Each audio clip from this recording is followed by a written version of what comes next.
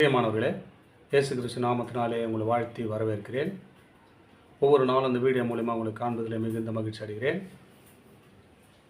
இந்த 11 மாதமாக கண்ணிமை போல் பாதுகாத்து இந்த 12ஆம் மாதம் அதிகால வேளையிலே வாக்குத்தத்தமாக கர்த்தர் நமக்கு ஒரு வார்த்தை கொடுக்கிறார். கூர்ந்து கவனிங்கள். 11 மாதமாக எவ்வளோ கண்ணீர், கஷ்டங்கள், வேதனைகள், துன்பங்களோடு இருக்கலாம்.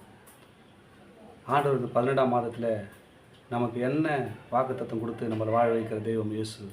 இந்த 11 மாதம் அப்படி தான் பாதுகாத்தாராம். இந்த 12ஆம் மாதம் என்ன வார்த்தை கொடுக்க நம்ம கூர்ந்து கவனிப்போம். ஆதியாகமம் 28ஆம் அதிகாரம் 15ஆம் வசனம். நான் உன்னோடு இருந்து நீ போன இடமெல்லாம் உன்னை காத்து இந்த தேசத்துக்கு உன்னை திரும்ப வர பண்ணுவேன். நான் உனக்கு சொன்னதை செய்யும் அளவும் உன்னை கைவிடுவது இல்லை.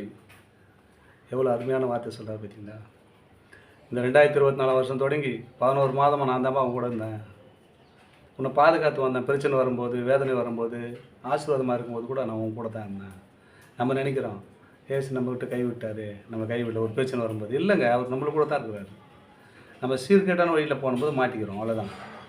ஆண்டோடைய வார்த்தை கீழ்ப்படியாமல் நம்ம போனதுனால அநேக இடத்துல சிக்குண்டு போய்க்கிறோம். அப்போ கூட சிக்குண்டு இருக்கும்போது ஆண்டவர் நம்மளோடு இருந்து உன்னை காத்துன்றார். உன்னை காத்து அந்த பிரச்சனை உன்னை விடுவித்து இந்த தேசத்துக்கு திரும்பும் அளவும் அந்த பிரச்சனையில் உன்னை திரும்பி உன்னை வீட்டுக்கு கொண்டு வர வரைக்கும் நான் உன்னோடு கூட தான் பாயிருந்தேன். இந்த 11 மாதம் யாருக்கெல்லாம் இப்படி பிரச்சனை இருந்து சொல்லுங்கள் பார்க்கலாம். பிரச்சனை இல்லையா? எல்லாருக்கும் ஒரு பிரச்சனை இருக்கும். யாருக்கும் ஒரு பிரச்சனை, ஒரு வேதனை, துன்பங்கள், கஷ்டங்கள் இருக்கும். எந்த கஷ்டங்கள் மத்தியில் கூட ஆண்டவர் உங்களோடு கொண்டு உங்களை பார்த்து தாங்க சொல்கிறேன். நான் உன்னோடு கூட இருந்து நீ போன இடம் எல்லாம், நீ நல்ல வழியில் போகிற, கெட்ட வழியில் போகிற, எல்லா இடத்துலையும் நான் உன்னோடு கூட தான் பாயிருந்தேன். உன்னை அந்த இடத்துல உன்னை காத்து உன் தேசத்துக்கு திரும்பும் அளவும்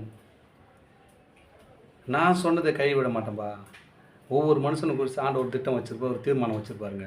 அந்த திட்டத்தை, தீர்மானத்தை நிறைவேற்றுற வரைக்கும் அவர் நம்மளை கைவிடவே மாட்டார். பிரச்சனை வரும், அவ்வளோதான், அவன் கதை முடிஞ்சு போச்சு. சில பேர் சொல்லுவாங்க, அவங்க சொல்கிறது நடக்காதுங்க. ஆண்டவர் உன்னை குறித்து, இந்த வார்த்தை கேட்டுற சகோதர சகோதரிகளை உங்களை குறித்து ஆண்டு ஒரு திட்டம், தீர்மானத்தை வச்சுருப்பாருங்க. அதை தீர்ந்து முடிக்கிற வரைக்கும் அவர் கைவிடவே மாட்டார். பிரச்சனை வரும், வேதனை வரும், துன்பங்கள் வரும், கஷ்டங்கள் வரும்.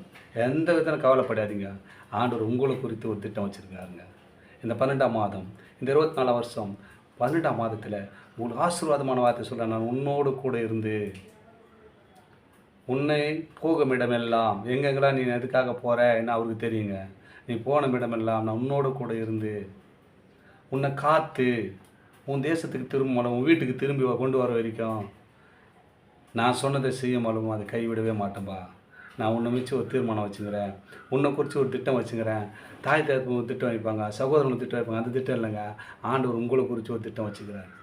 இந்த 2024 டிசம்பர் மாதத்தில் நிச்சயமாக ஒரு திட்டத்தை நிறைவேற்ற போகிறாருங்க. அதுக்கு தான்ப்பா நான் இந்த 12 மாதமாக நான் 11 மாதம் உங்க கூட இருந்தேன். இந்த 12ஆம் மாதத்தில் அந்த ஆசீர்வாதத்தை நிறைவேற்ற போகிறாராம். அதுக்கு தாங்க அந்த வார்த்தை பேசக்கூடாது. உனக்கு சொன்னதை செய்யும் அளவும் உனக்கு ஒரு ஆசீர்வாதத்தை அவர் நிரப்பும் வரைக்கும் அவர் கைவிடுவதே இல்லைன்னு உங்களை பார்த்தாங்க சொல்கிறாரு. பயப்படாதீங்க. இந்த 12ஆம் மாதத்தில் இந்த வாக்குத்தத்த வார்த்தைகளை தொடர்ந்து கேளுங்க.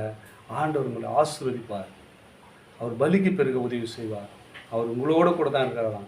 இந்த நாளில் சொன்ன வார்த்தை பற்றி, நான் உன்னோட கூட இருந்து நீ போன இடமெல்லாம் உன்னை காத்து உன் தேசத்துக்கு திரும்பும் அளவும் நான் சொன்னதை செய்யும் அளவதும் கைவிடுவதே இல்லைன்றார்.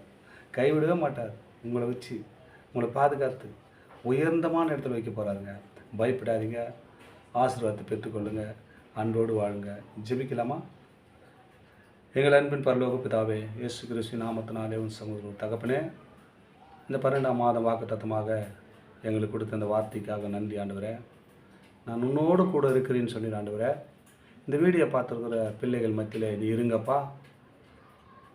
அவர் போகிற இடம்லாம் கோணலான செவிப்படுத்துகிறார் இயேசு, நீ அவங்களோடு போங்கப்பா. அவர் போகிற வழியிலெல்லாம் உன்னை காத்துன்னு சொல்லிடப்பா. அவங்களை பாதுகாத்து, அவங்களுக்கு தெரியாத தகப்பனே என்னதென்று தெரியாமல் போய் கொண்டிருப்பார்கள்.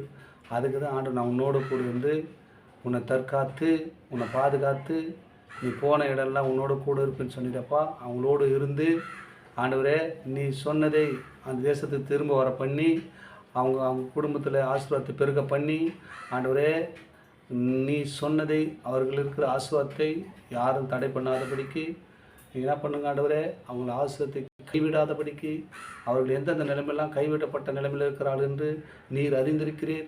மனிதன் முகத்தை பார்க்கிறான், தேவன் இருதயங்களை ஆராய்ந்து கொண்டிருக்கிறீர். அப்பா, இந்த 12ஆம் மாதத்தில் அவர்கள் என்ன தேவை இருக்கிறது எல்லாத்தையும் ஆசீர்வதித்து கைவிடாதபடிக்கு ஆசீர்வதித்து பலுகி பெருக உதவி செய்யும். உங்களுடைய கருத்தில் இந்த வீடியோவை அர்ப்பணிக்கிறேன். வீடியோ கேட்குற பிள்ளைகளை அர்ப்பணிக்கிறேன். அடியானை அர்ப்பணிக்கிறேன். இன்னும் வல்லமையாக எடுத்து பயன்படுத்துங்க. இந்த கேட்குற பிள்ளைகள் குடும்பத்தில் ஒரு ஆசீர்வாதம் கூட குறையாதபடிக்கு கர்த்தர் நன்மையால் நிரப்புங்கப்பா.